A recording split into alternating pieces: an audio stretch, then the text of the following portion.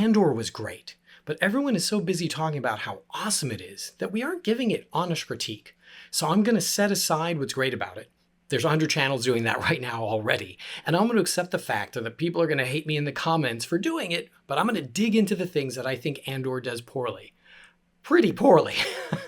So I'm a professional philosopher and I love Andor, but I'm going to use the critical tools of philosophy to reveal why it's not as good as it seems on the surface, and in fact, why it might be a real problem for Star Wars. Now, normally, I would start with the least bad and get to the worst in the hopes that maybe you'll stick around, but this time I'm going to start with the thing that I think the show does the worst, and then there's some smaller issues, but those really just come out of that one error. But the problem is, it infects the show and Star Wars in general. What is it? I'm sure you've already guessed. Andor's baby. I get that it's an attempt to provide a pretty depressing show with hope, but that's what makes it feel so shoehorned in and cliche.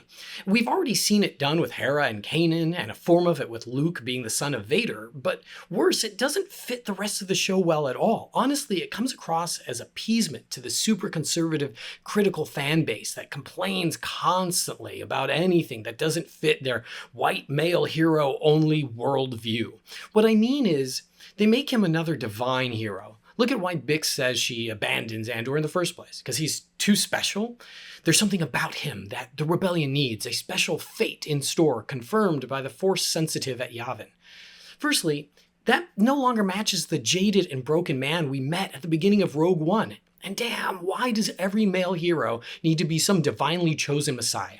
I mean, so many soldiers, many of the men, sacrifice their lives just as average guys who become heroes because of that sacrifice.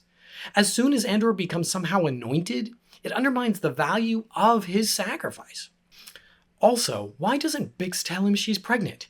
Is he also too special to know he has a kid? What weird, 1950s coded BS is that? The man's work is too important to attend to his child? Does she think that if he knows that he's a parent, he won't be able to be a good rebel?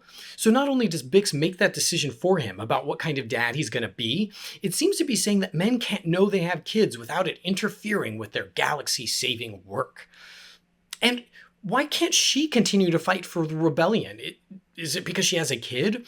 All I know is that the women of the rebellion have always seemed like Spartan women to me, with that, all right, strap your baby on your back, ladies, we've got some imps to blast, kind of an attitude. Don't get me wrong, Bix should do whatever is in her best interest. She's been through enough already.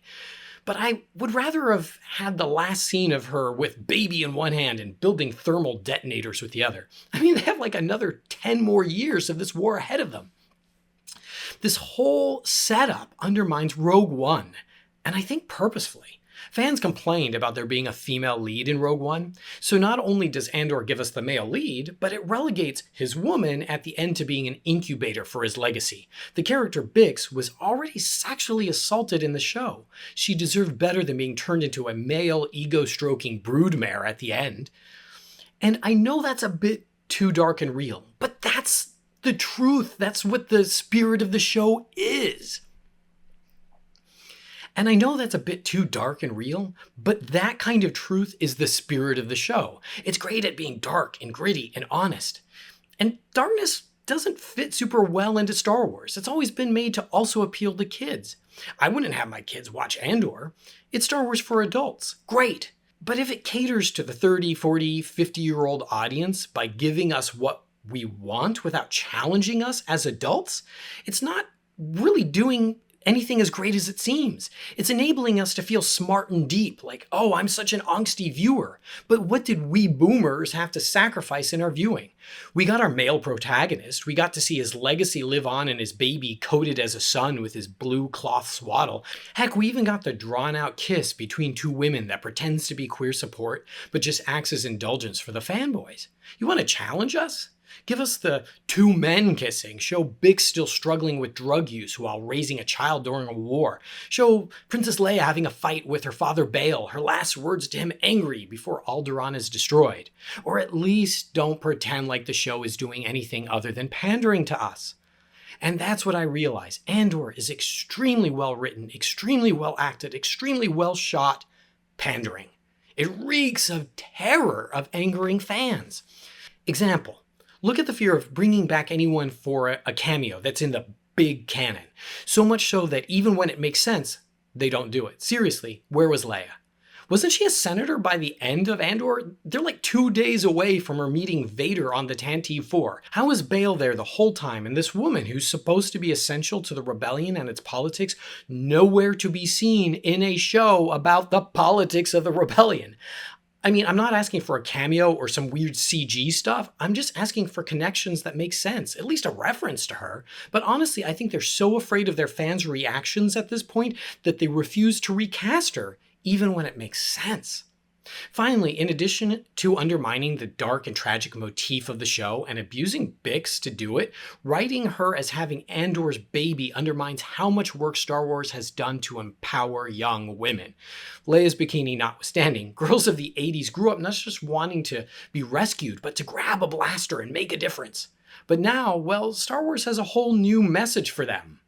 Hello, women of the rebellion, feeling down, your man about to die, struggling with drug addiction, assault, and the loss of your home planet? Well, Andor has a solution for you. Have a baby. That's right, this trad, wife-coded appeasement to Star Wars fanboys will remind you that what you really need to be happy and to look off into the future of total fulfillment? A child to raise on the farm while your man does all the empire overthrowing for you. Leave your problems behind with the solution to women's struggles that can only have been thought up a long, long time ago. Brought to you by money-grubbing corporate moths who will do anything to make the fan base stop review bombing their cash grabs. Okay, that's enough of me ranting about what is empirically, really, honestly, a very good show. And I really do want you to enjoy it. I never am trying to take away something that people love, but I do enjoy thinking about them more deeply with you. After all, what fun would it be if we didn't pick apart at least a little bit the things that had already gotten us thinking? I do hope you enjoyed this video. Thanks so much for watching. Please like and subscribe if you enjoyed it. And let me know what I missed in the comments. Am I totally wrong? Type it in there. I love getting to talk with you all. And with that, as always, may the Force be with you.